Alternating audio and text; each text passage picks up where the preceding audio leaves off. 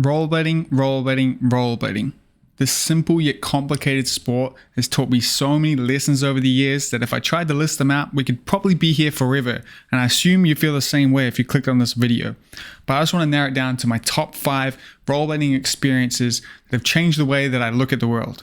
A lot of these I learned pretty early on in my skating life, like first few months of skating. But this one really sticks with me, and it is the fact that respect can be unfairly earned. Now picture this, many years ago, although not as many as most of you guys watching this video, a young me is the local rollerblader at the Palmerston North skate park, right? I'm the one that's there the most consistently.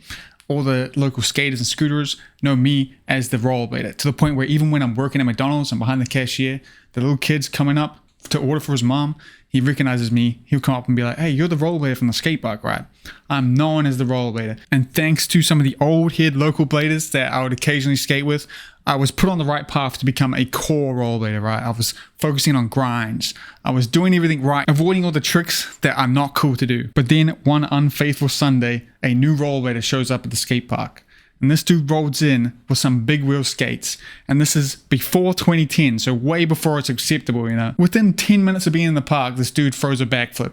And what do you think all the local skaters who I've been skating with for years, they've seen me grind and they've seen me putting in the work to get good at skating. What do you think they come up to me and say? Yeah, they come up and say, why can't you do that? And instantly you think this guy's way better than me. This dude can't even fucking frontside, dude. This guy can't stall a quarter. All he's got is his flip, dude, and maybe a 360. Dude can't even 540. Everyone thinks he's better than me, just like that. And this didn't just happen once. It would happen over and over again with more skaters who were not core showing me up by just doing some kind of flip. Now this inspired me to go out and learn to do a flip myself. And when I learned to do a front flip, you can bet your ass every time someone new came to the skate park or anytime I felt someone questioning me being at the park, I'd bust out that front flip and it worked every time, man. No one ever had shit to say after that, except for when the actual skaters who were better than me would show up and it was more valid. So what this has done for me outside of skating, it is made me more skeptical about, you know, how people talk about other people and how you might not understand the full picture when you see something straight up. But also as I've gotten older, it's made me realize who the fuck cares what other people think at the same time. I'm just at this stage of my 27-year-old going out by myself on some toys to get some exercise, you know. It's kind of like, don't take it so seriously, you know. The second big lesson that rollerblading has taught me is one that I'm sure you'll all agree with, but you won't understand at all if you're not a rollerblader or an action sport person, I'd probably guess, or even sports, and that is not to judge a book by its cover, and not in just the form that we were taught in school. From the very start of skating, I got to hang out with a bunch of people that I would have never hung out with normally, whether that's people way older than me or people from completely different backgrounds. It all came together through the mutual love for rollerblading. I look back on the fact that when I was 14, I was going skating with people in their mid-20s, and it doesn't seem weird to me to say that out loud, but I can see how that would be so weird to someone outside of blading. And even now, as a 27-year-old, I'm going skating with people much younger than me, and it doesn't seem weird. And it's not just the age range though too, like I said earlier, it's people from completely different backgrounds that I would have never ever had a reason to be around if it wasn't for rollerblading. This experience taken outside of skating has made me see the best in people, give them more of a chance, and be less quick to judge. Mostly just from the experience of seeing people from such a wide range of places, you know, which I think is a really good thing about rollerblading and about all kind of communities, action sports, things like that, that I think people that haven't done it will never understand. The third kind of life lesson and experience I got from rollerblading was to appreciate my surroundings. Because if you're a rollerblader or a skater, you'll know that it changes the way that you look at the world. You can no longer go around walking through a city without constantly looking for anything that looks kind of like a rail, anything that looks like a ledge, anything that's a bank. It's like programmed into you now that you have to notice those things and pay attention and just imagine the possibilities of skating it, and you can't turn that off. And it doesn't matter if it's in a video game, if it's in a poster, if you're nowhere near it, you can't turn that off. It's always something you're going to be looking at. Now that might sound crazy at first, like it has no benefit, but what I found it does is it has led to me actually exploring every inch, every corner, and every part of the towns and cities I go to. And this doesn't just only affect me in my hometown or where I'm living, it affects me when I go on holiday and stuff and get outside of where I live too, especially traveling overseas.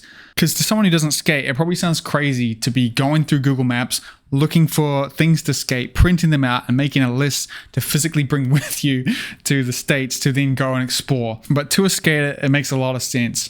And this experience I had going to LA with the boys took me to places in LA that I think you wouldn't generally go to if you're just a tourist. And I think this skating mindset helps you get a more authentic feeling for like the area you're in, not the tourist experience, you know, which has ultimately made me appreciate my surroundings a lot more. Because as a general statement, if a city or town is good to skate, it's generally a pretty good city, you know. That's like, it correlates quite a lot. And that's something that I think is really cool about blading. Moving on to number 4 though, one of the things that you probably agree with a lot is that rollerblading teaches you to fully commit to things very early on. We've all been there. You've been going for that scary trick or that trick that you're not too sure about yet.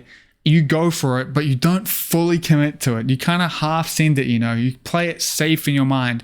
And every time you do that, well, probably not every time, but a lot of the time you do that, it'll teach you a lesson that you need to fully commit. You'll get way more hurt trying to play it safe versus just fully going for the trick you're going for. And this is something I learned very early on with a lot of the first grind tricks I learned, taking horrible bails. And it's something that I still experience now. When I go out to try a new trick, it's still hard to turn the switch off of not fully committing to something.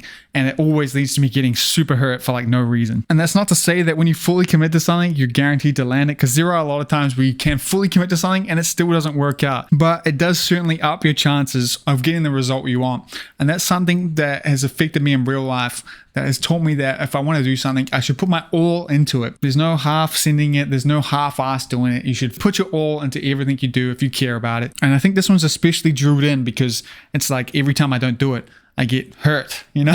In a similar vein, rollerblading can be super infuriating. We've all been there for a skater. If you have that one trick that you're trying to get and just over and over again, you keep doing the same thing and it feels like you're making no progress, or maybe you're pulling out at the same point every time. It can lead you to this point of being so angry at yourself that it can completely ruin skating in that moment. Now, this has happened to me plenty of times, and I see it happen to the homies. I see it happen to even like Niels Jansen in some B-roll. It doesn't matter if we're in the middle of like a public place or at the skate park. If someone's raging out at a trick, it's kind of normal, right? It wasn't until somewhat recently when I was on a trip skating with the boys and everyone was kind of annoyed and at the scooterers, right? They're already kind of tired and they were flipping out and kind of yelling at these kids who were getting in the way, that I kind of realized the effect that this kind of anger and screaming can have. And it was probably not the first moment, one of the moments that I remember stepping back and being like, wait a minute, why are we so angry right now? And that's the 5th lesson. That is probably the most recent one I've learned from blading, and it is about anger management. Now, the turning point experience I had with blading there doesn't quite relate to the normal kind of anger you get in blading, because, you know, the anger you get in blading is somewhat fine because it's like anger at yourself. You know, you're not really angry at anyone else. But I really do think this points at anger on a trick can ruin it for you, and has ruined plenty of tricks for me, man. There's been times where I got so angry at myself at tricks that even when I get it, it's ruined. Like, the experience is completely destroyed. And if that was the experience I had all throughout skating, it would ruin skating for me for sure. So from that one moment, I've now tried to note whenever I got angry at a trick, tried to be a bit more self-aware, take a step back, take a breath, and remember that I'm doing this for fun. And it has ultimately helped me enjoy blading even more than I was before. And obviously outside of skating, it's a very similar thing now, where if I find myself getting angry about something, I try to take a step back. I think I'm more aware of this because of rollerblading. I don't want to completely write off anger in blading though, because it is part of the therapeutic experience of skating. And there are a good list of tricks that I've done out of anger that I'm pretty proud of, out of anger at myself over everything, you know. But ultimately has just led me to think about it a bit more. Now, this is definitely not all the life lessons you could learn from rollerblading, and I'm sure you have a bunch of different ones, and you should let me know those ones in the comments down below so I can see how different your experience in rollerblading was to mine.